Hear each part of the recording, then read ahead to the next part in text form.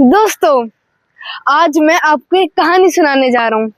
एक बहुत अच्छी कहानी जिसमें आपको पता चलेगा कि कैसे एक व्यक्ति अपनी समझ से बुरी परिस्थिति को भी आराम से निकाल सकता है। ये कहानी बहुत ज्यादा मजेदार और साथ में ज्ञानवर्धक होने वाली है, तो वीडियो को एंड तक देखना। एक बनिया होता है, वो अपनी फैमिली के साथ अच्छे से रह रहा होता है।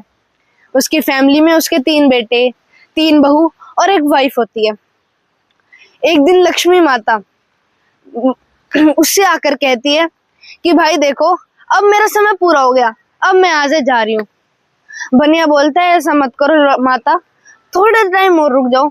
लक्ष्मी माता कहती है नहीं, अब मैं नहीं रुकूंगी। बनिया कहता है अरे रुक जाओ ना। लक्ष्मी माता कहती है ना, अब तो मेरा समय आ गया, अब तो मैं जा रही हूँ।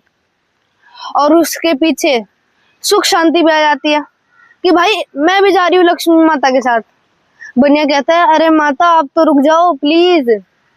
सुख शांति कहती है ना ना, अब हमारा समय पूरा हो चुका है, अब हम तो जा रहे हैं। बनिया बोलता है अरे रुक जाओ ना। सुख शांति कहती है ना, अब हमारा समय पूरा, अब तो टोटा आएगा। और ये कह के दोनों निकल जाती है। ठीक है भाई, अब ये बात पूरी हो गई।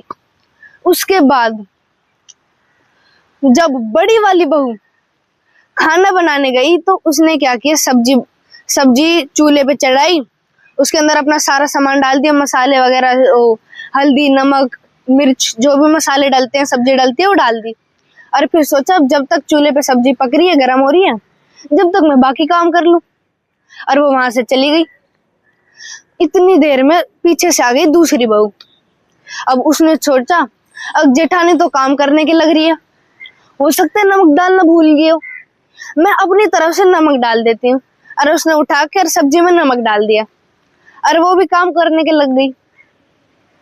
फिर आई तीसरी बहू, उसने आके देखा कि यार दोनों जेठानी काम के लग रही है और सब्जी गई बंद, हो सकता है नमक वमक डालना भूल गई हो।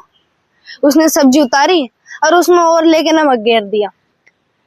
ठीक है भाई, हो गया, कोई ना। अब उसके बाद खाना बन के हो गया तैयार। अब खाना जाएगा सबसे बड़े के पास, घर में खाना गया बनिए के पास। अब जैसे ही उसने पहला बाइट लिया, वो समझ गया कहाँ भाई टोटा आ गया रे। लेकिन बनिया समझदार था, वो कुछ बोला नहीं।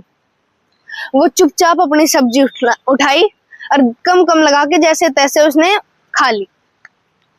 उसके बाद बारी आई बड़े वाले लड़के की। अब जैसे ही उसने पहला बाइट लिया, खाना शुरू किया, उसने पूछा पापा जी ने कुछ बोला क्या? ना, पापा जी ने तो कुछ नहीं बोला। उसने सोचा जब पापा जी ने कुछ नहीं बोला, उन्हें कुछ नहीं लगा, तो मैं क्यों बोलूं। वो भी अपने जैसे तैसे अपनी सब्जी खा ली, रोटी खा ली। उसके बाद आई दूसरे नंबर वाले लड़के की बारी। जैसे ही उसने खाना शुरू किया, उसने पूछा पापा जी ने कुछ बोला क्या? बोला ना, पापा जी ने तो कुछ नहीं बोला। भैया ने कुछ बोला? ना, भैया ने भी कुछ नहीं बोला। तो उसने सोचा यार जब उन दोनों ने नहीं बोला, उन्हें ही कुछ नहीं लगा, तो मैं क्यों बोलूं, मैं क्यों बेफालतू में नखरे दिखाऊं। और उसने भी खा ली। अब बारी आई सबसे छोटे वाले लड़के की। उसने भी खाना शुरू किया। पूछा भाई पापा जी ने कुछ बोला क्या? ना, नहीं बोला। भैया ने, दोनों ने? ना, दोनों भैया ने भी कुछ नहीं बोला। तो उसने सोची यार जब उन तीनों ने नहीं बोला, उन्हें कुछ महसूस नहीं हुआ, तो मैं बेफालतू में नखरे क्यों दिखाऊं। अब उसने भी खा ली। अब बारी आई बनिए की वाइफ की। अब उसने भी खाना चालू किया। उसने बोला यार नमक तो बहुत ज्यादा है, लेकिन जब उन्होंने ही खा ली तो मैं बेफालतू में नखरे क्यों दिखाऊं। जब उन सब ने खा ली तो मैं क्यों बेफालतू में ऐसे करूं। उसने भी अपने जैसे तैसे करके अपनी कम कम सब्जी लगा के रोटी खा ली। अब बारी आई तीनों बहुओं की। अब जैसे ही उन्होंने खाना चालू करा, उन्होंने देखा यार नमक तो बहुत ज्यादा है। किसी ने कुछ बोला ही नहीं। उन्होंने भी सोच लिया भाई तुम्हारी गलती माफ हुई है, नखरे दिखाने की जरूरत है नहीं, चुपचाप जो बनाए इसी को खा लो। उन्हें बातचीत में पता चला कि भाई बड़ी वाली जेठानी ने नमक डाल दिया। फिर दोबारा आके बीच वाली ने भी डाल दिया। और छोटी वाली भी गिर गई। अब उन्होंने नखरे दिखाने की छोड़ी और आराम से उसे भी खा लिया। अब ऐसे टोटो ने हर तरीके से हर जतन कर लिया, उन्हें परेशान करने की खूब कोशिश कर ली। उन्हें हर तरीके से 1.5-2 साल तक परेशान करता रहा, हर जतन कर लिए। लेकिन बढ़िया था होशियार, वो मतलब लड़ाई करता ही नहीं। उसने अपने परिवार को और खुद को ऐसे संभाल रखा था। अब मतलब वो कितने भी प्रयत्न कर ले, कितने भी कुछ भी कर ले, लेकिन वो कभी लड़ते नहीं थे। उनके घर में कभी टोटा आने ही नहीं देते थे। अब 2 साल बाद टोटा बोला, भाई हाथ जड़वा लो, मैं यहाँ से जा रहा हूँ। तुम्हारे घर में तो लक्ष्मी और सुख शांति टिक सकती है, मेरे बस की बात नहीं है। 2 साल हो गए, हर प्रयत्न कर लिया, हर कोशिश कर ली, तुम पे कुछ फर्क ही नहीं पड़ता यार। तुम्हारे घर में तो लक्ष्मी और सुख शांति रह सकती है, हमारे बस की बात नहीं है। और टोटा वहां से निकल लिया।